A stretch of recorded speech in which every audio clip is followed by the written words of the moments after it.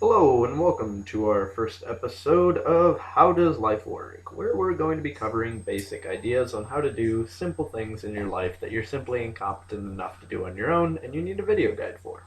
So, first one today is acrylic paints. So first thing you are going to need for painting, this is specifically acrylic, is the paints. These are Artist Loft, they're called. You can find them at Michael's or arts and craft stores, wherever. They're a few bucks, but they'll last for quite a while unless you are just throwing paint at the canvas, which can sell for quite a lot, I will say. Next thing you're going to need is brushes. You can find these for a couple of bucks. You want to get a big one, a medium one, little one, and a medium little one. So 2 little ones, 2 kind of bigger ones. That should be all you're going to need for starting off. There's a million and one of the things, but those are really what you need. Next step is then you're just going to want to put these in a cup of water, soften them up a little bit.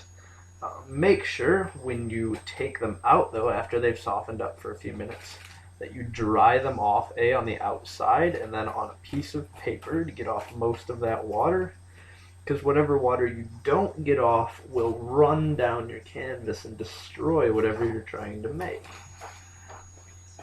So then next, get a little bit of paint, and here is where everything they taught you in preschool, kindergarten, is going to come into play.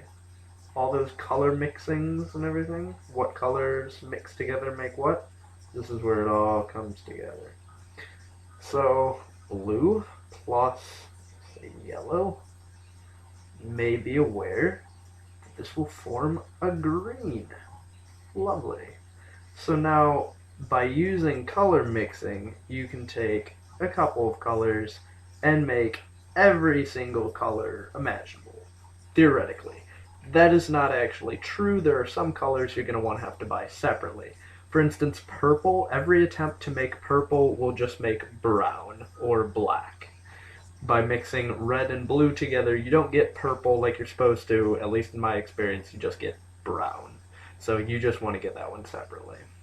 So, basic steps for it: brushes, paint, get a little paint pastel, put your paints around, then dip them, mix them together in the middle, figure out what color you want, and then you can put it down.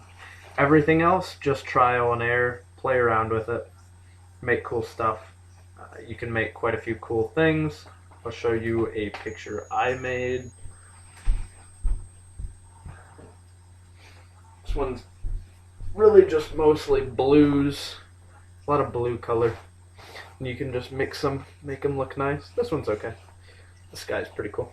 But, so, those are some of the things you can do. That is your basics for it. Next important thing.